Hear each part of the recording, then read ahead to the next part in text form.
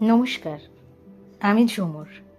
আমি আবারও চলে এলাম আপনাদের জন্য আরও একটি নতুন গল্প নিয়ে। আশা করি আগের গল্পগুলোর মতো এটাও আপনাদের আনন্দ দেবে। আর যদি কোথাও কোনো বিষয়ে আপনাদের খারাপ লাগে বা আমার গল্প পাঠে কিছু পরিবর্তন করতে লাগে, আমায় অবশ্যই কমেন্ট করে জানাবেন।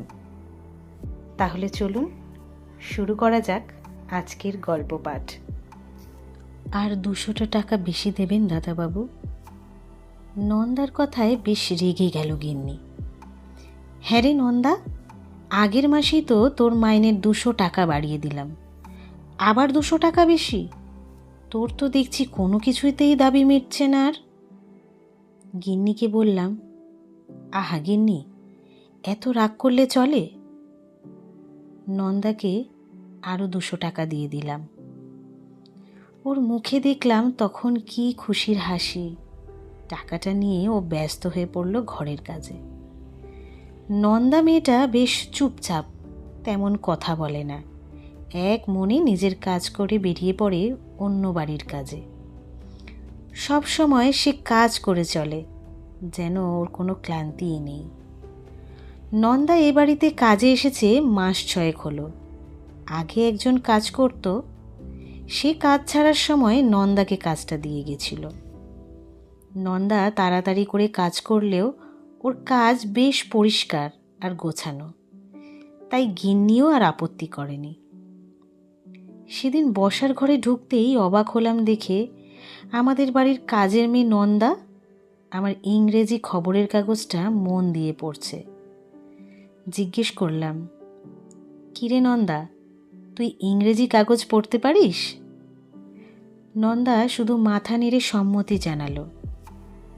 বললাম, কত দূর লেখাপড়া শিখেছিস তুই? নন্দা বলল, মাধ্যমিক পাশ করে 11 ভর্তি হয়েছিলাম দাদাবাবু, কিন্তু আমি তো বস্তির মেয়ে, তাই বাপ মা তাড়াতাড়ি বিয়ে দিয়ে দিল, আর পড়াশোনা হলো না। আমি সেদিন অবাক হলাম মেয়েটার দুর্দশার কথা ভেবে। লেখাপড়া শেখার সুযোগ পেলে হয়তো ও প্রতিষ্ঠিত হতে পারত অনেক। সেদিন রান্নাঘরে শুনলাম গিন্নি আর নন্দার কথোপকথন। নন্দা বলছে, 2 দিন ছুটি দেবেন গিন্নিমা? গিন্নি বলল, না না, এখন ছুটি দেওয়া যাবে না রে, আমার শরীর একদম ভালো নেই, তোকে আসতেই হবে। নন্দা সেদিন মুখ ফুটে বলতে পারল না যে ছেলেটার পরীক্ষা শুরু হবে আর কদিন পর, তাই সে ছুটিটা চাইছিল। গিন্নি রান্নাঘর থেকে বেরোতেই বললাম, তোমার শরীর তো ঠিকই আছে, তাহলে ওকে ছুটিটা দিলে না কেন? গিন্নি অমনি ঝাঁঝিয়ে উঠে বলল, তুমি তো চলে যাবে তোমার স্কুলে, আর সব কাজ আমাকেই করতে হবে ও যদি না আসে, তাই ওকে কোনো ছুটি দেওয়া যাবে না এখন। আস্তে আস্তে বললাম, ছুটি চাওয়ার কারণটা তো জানতে চাইতে পারতে। কিন্তু গিন্নি আমার কথায় কোনো গুরুত্ব না দিয়েই চলে গেল। নন্দার কদিন রাতে ঘুম নেই, রাত থাকতে উঠে রান্না চাপায় ছেলের জন্য। পরীক্ষার দিন না হলে যে ছেলেটাকে খালি পেটে যেতে হবে। সকালে ছেলে বসে থাকে বইয়ে মুখ গুজে, সে ছেলেকে খাইয়ে দেয় নিজের হাতে করে। তারপর ছেলেকে ভালো করে পরীক্ষা দেওয়ার কথা বুঝিয়ে দিয়ে ছোটে বাস রাস্তায়। কাজের বাড়িতে যেতে দেরি হলে তো আবার ঝামেলা। কদিন একটু তাড়াতাড়ি ফেরার চেষ্টা করে নন্দা। পরীক্ষা দিয়ে ছেলেটা ফিরলে তার মুখে যেন একটু ভাত তরকারি তুলে দিতে পারে। কখনো কেউ কেউ তাড়াতাড়ি ফেরার অনুমতি দেয়, কেউ দেয় না। এইভাবে দেখতে দেখতে একসময় নন্দার ছেলের পরীক্ষা শেষ হলো। নন্দার অনেক স্বপ্ন তার ছেলেটাকে নিয়ে। অনেক লেখাপড়া করে প্রতিষ্ঠিত হবে সে। বাপ মা তো সেই বিয়ে দিয়ে দিল, লেখাপড়া আর হলো না। তারপর 2 বছর পর ছেলেটা হলো। বর ভোলা দূরের শহরে কাজ করতে গিয়ে তো আর ফিরলই না। সবাই বলে সে নাকি আবার বিয়ে করেছে। নন্দা পড়ে রয়েছে তার একমাত্র ছেলেটাকে আঁকড়ে ধরে। নিজে শত কষ্ট করলেও ছেলের সব প্রয়োজন মেটায় নন্দা। যদিও উঁচু ক্লাসে ওঠার পর থেকে ছেলের টিউশনি পড়ার টাকা জোগাড় করতে হিমশিম খেতে হয়েছে নন্দাকে, কিন্তু তাও সে থামেনি। নিজে খেটে ছেলের লেখাপড়ার টাকার জোগান দিয়েছে। আজ সকালে খবরের কাগজটা পেতেই আমি তো আনন্দে আত্মহারা। আমার স্কুলের ছাত্র আনন্দ এবার উচ্চ মাধ্যমিকের কৃতী প্রথম 10 জন ছাত্রছাত্রীদের মধ্যে একজন। বারবার বলছি, সত্যি ছেলেটা জিনিয়াস। ওই ছেলে আমাদের স্কুলের নাম উজ্জ্বল করল। আমি খুব খুশি আনন্দর শিক্ষক হিসেবে।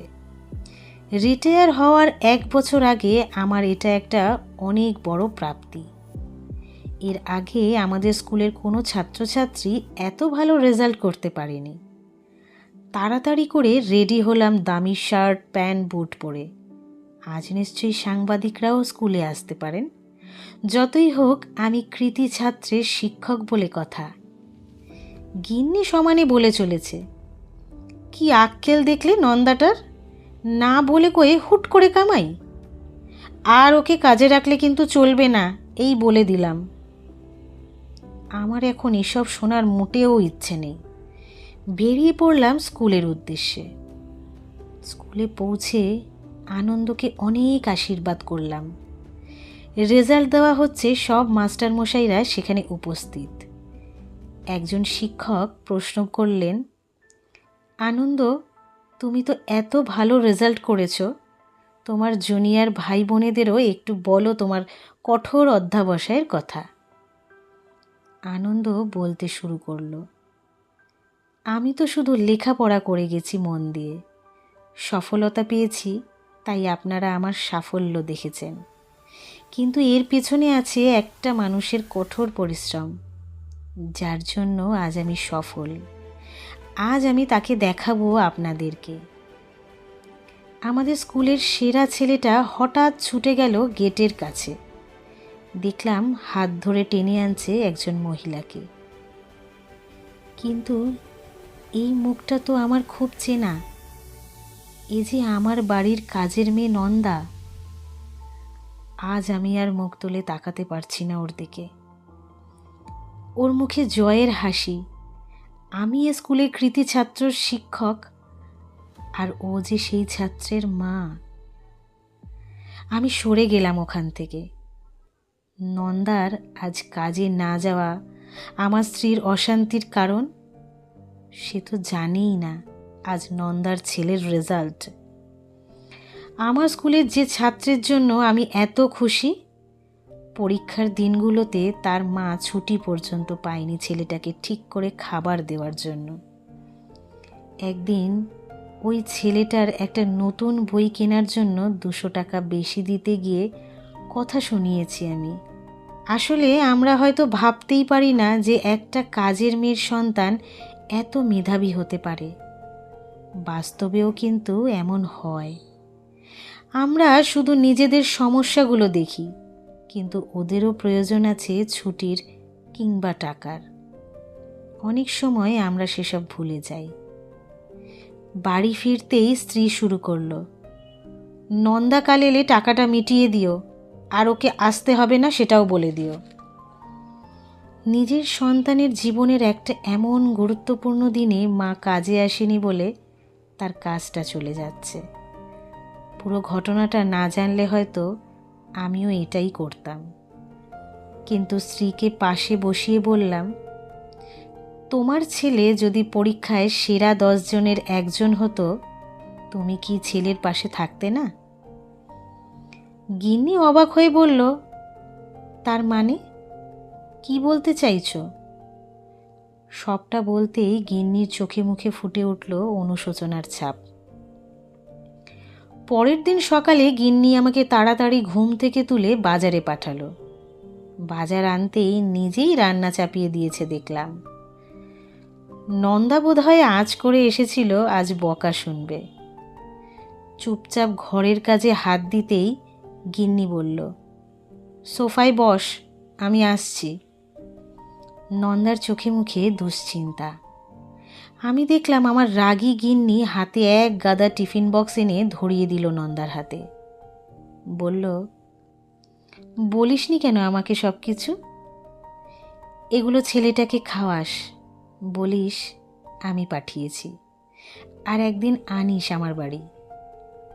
ছেলে মেয়ে বড় হয়ে ভুলতে বসেছে আমাদের কথা, তাই মেজাজ ঠিক থাকে না রে। যা বোন, 2 দিন ছুটি তোর, তোর সব কাজ আমি সামলে নেব। আমি বললাম, নন্দা, এই নে, এটা আমার প্রিয় ছাত্র আনন্দর জন্য উপহার তার মাস্টারমশাইয়ের তরফ থেকে। 2টো নতুন জামার প্যাকেট ধরিয়ে দিলাম ওর হাতে। নন্দা অবাক হয়ে তাকালো আমার দিকে।